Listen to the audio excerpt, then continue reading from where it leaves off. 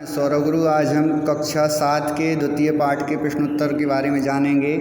यहाँ पर हमने कालबोध के बारे में जाना था। तो सप्ताहे एक पदेन उत्तर लिखेंगे। सप्ताहे कति दिनानि भवन्ति, सप्ताह में कितने दिन होते हैं? सप्त, 7 होते हैं। तो कति तिथया भवन्ति, कितनी तिथियाँ होती हैं? पंचदश, 15 तिथि होती हैं। पूर्वः कस्यां दिशि उदेति, पूर्व किस सूर्य कस्यां दिशि उदेति, तो सूर्य किस दिशा में उदित होता है? पूर्व दिशि।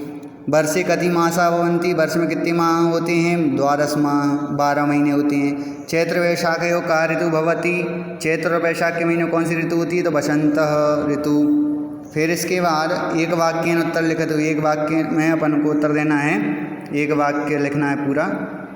माघ फाल्गुनयोः का ऋतु भवति, माघ फाल्गुनयोः शिशिरः ऋतु भवति, शिशिरः ऋतु भवति। फिर इसके बाद चंद्रः कदा पूर्णता प्राप्त होती, चंद्रमा अपनी पूरी कला में कब प्राप्त होता है हमें? तो पूर्णमास्यां तिथौ, पूर्णमास्यां तिथौ,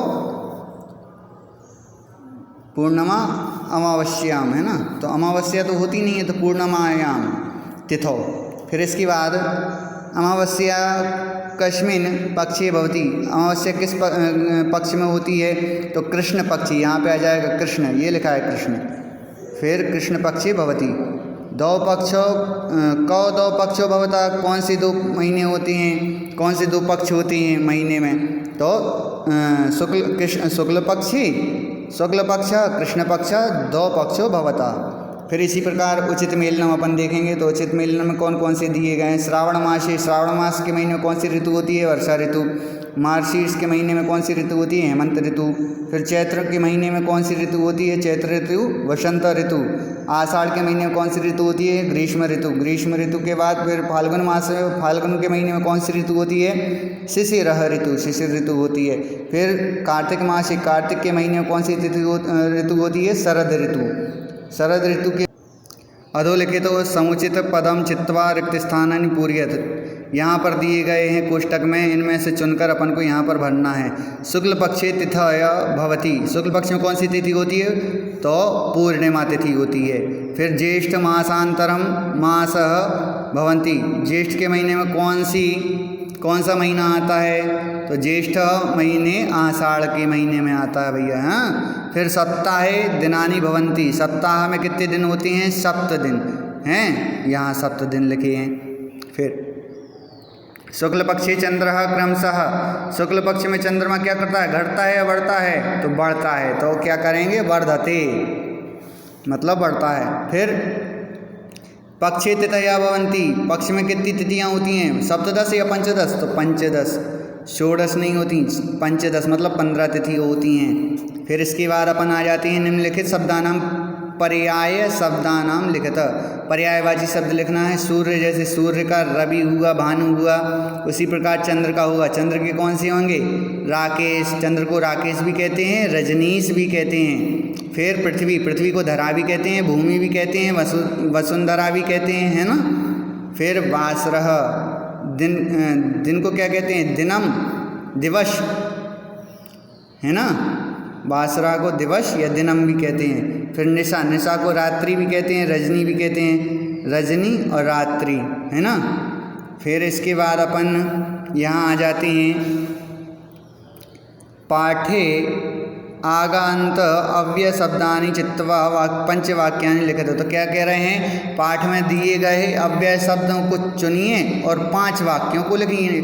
तो पाठ में अपन ने पढ़ा था, उस पाठ में 5 शब्दों को चुनकर लिखना है। तो अव्यय होना चाहिए वो भी। तो अव्यय जैसे यहाँ पे दिया है चा अव्यय है। माँ से शुक्ल पक्ष कृष्ण पक्ष च भवता, इस प्रकार से इन्हें वाक्य बना के दे दिया कि शुक्ल पक्ष और कृष्ण पक्ष। चा को और कहते हैं हिंदी में, और संस्कृत में चा कहेंगे, है ना। इन दोनों के बीच में और का उच्चारण होगा, शुक्ल पक्ष और कृष्ण पक्ष। तो संस्कृत में लिखते हैं शुक्ल पक्ष कृष्ण पक्ष च भवता। फिर इसी प्रकार अपन ने 5 शब्दों के नाम लिखना है। तो ना हो गया, ना का नहीं, कति मतलब कितने, एवं मतलब ही, बा मतलब क्रमबद्ध तरीके से क्रमशः, है ना। इसी प्रकार दिए जाते हैं। फिर रिक्त स्थानी पूरियत, यहाँ रिक्त स्थान दिए गए इनको पूरा करना है। नामानि क्रमेण लिखता, उसी प्रकार वसंत ऋतुओं के नाम लिखना है। वसंत के बाद कौन सा आता है? ग्रीष्म ऋतु आती है, फिर वर्षा, फिर शरद ऋतु, फिर हेमंत ऋतु, फिर शिशिर। इसी प्रकार अपन को खाली स्थान भरना है। शनिवासर, रविवासर, सोमवासर, मंगलवासर, बुधवासर, गुरुवासर, शुक्रवासर हो गया।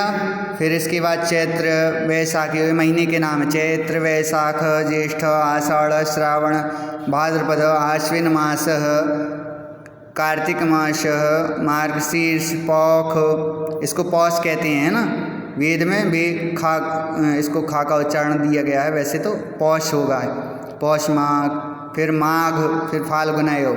फिर इसके बाद तिथियां कितनी होती हैं?